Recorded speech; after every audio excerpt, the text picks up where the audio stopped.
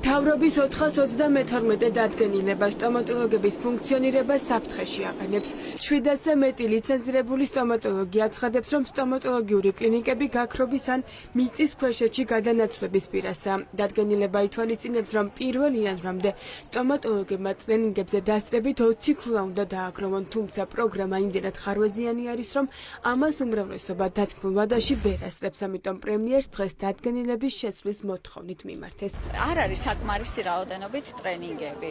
ამ ეტაპზე არის აკრედიტირებული 40 ტრენინგი, რომლის ნაწილი უკვე ჩატარებულია, რომელზეც ადგილი ფაქტიურად აღარ არის. თუ ეს არ მოგვარდა, საქართველოს სტომატოლოგების გარეშე ნამდვილად დარჩება. ან გადაინაცვლებს იატაკქვეშეთში, სადაც ინფექციების კონტროლი ფაქტიურად შეუძლებელი იქნება. უწყვეტი სამედიცინო განათლების მომხრე ყველაა, თუმცა ტრენინგზე დასწრება ძალიან ძვირი ჯდება, რაც სტომატოლოგებმა საკუთარი ჯიბიდან უნდა გადაიხადონ. ტრენინგები 250 ლარიდან იწყება და 2000 ლარსაც კი აღწევს.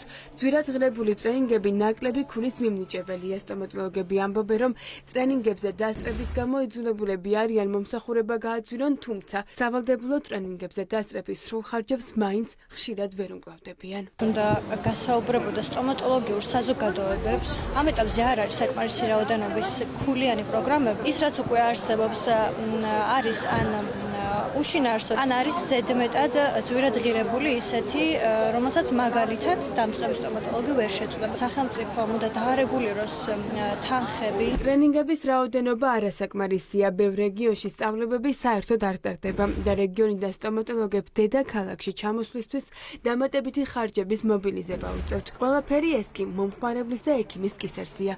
სახელმწიფო მხოლოდ ქულების რაოდენობა განსაზღვრა და სტომატოლოგებს არაფრით ეხმარება. ყოველწლიურად ერთი და იგივე ტიპის ტრენინგის გავლა, რომელიც ჩვენთვის არის ხანდახან უკვე არაფრის მომცემი, არის აბსოლუტურად ზედმეტი ფინანსური ხარჯი ექიმებისთვის. რეგიონებში სხვა პრობლემებიც არის, გარდა იმისა, რომ მცხეთაში რეალურად არ ტარდება არანაირი ტიპის ტრენინგი, კურნალობის ფასები არის ბევრად უფრო დაბალი, ვიდრე თბილისში და სხვა დიდ ქალაქებში და შესაბამისად რეგიონის ექიმებისთვის ბევრად უფრო რთულია ძვირად ღირებულ ტრენინგებზე დასწრება. ჯანდაცვის სამინისტროს მიუმართეთ, პასუხი სამწუხაროდ ჩვენთვის გაურკვეველია. არ არის განსაზღვრული თუ ჯარიმა იქნება პირობითად რაოდენობის ჯარიმა იქნება, როდესაც მოიმატებს ტრენინგების გადასახადები და ჩვენ ვალდებულები ვიქნებით, რომ ლიცენზიის შესანარჩუნებლად გავიაროთ არაფრის მომცემი ტრენინგები, ფაქტობრივად გაეზრდებათ გადასახადი მომსახურებაში პაციენტებს. არის ლექციები, რომლის ანალოგი უკვე ექიმებს გავლილი აქვს და დასწრების საჭიროებას ვერ ხედავენ. არიან სტუდენტი სტომატოლოგები, რომლებსაც იდენტური საკითხები უნივერსიტეტში აქვს ნასწავლი, ამიტომ ექიმები ტრენინგების კვალიფიკაციის გამართვასაც მოითხოვენ. იძულებული ვარ, რომ ამ თანხას რო გადავიხდი, რაღაცით ამოვიღო მე. უნდა გაუძვირო პაციენტს, რაც ძალიან დიდ უხერხულობას იწვევს. თავიდან უნდა გავიარო ერთი და იგივე ტრენინგი, რომ ქულა მივიღო. ძალიან კარგადაც გვინდა, რომ ცოდნა ავიმაღლო და რაღაცა მივიღო, მაგრამ ფრის მომცემი არ არის ეს ტრენინგი.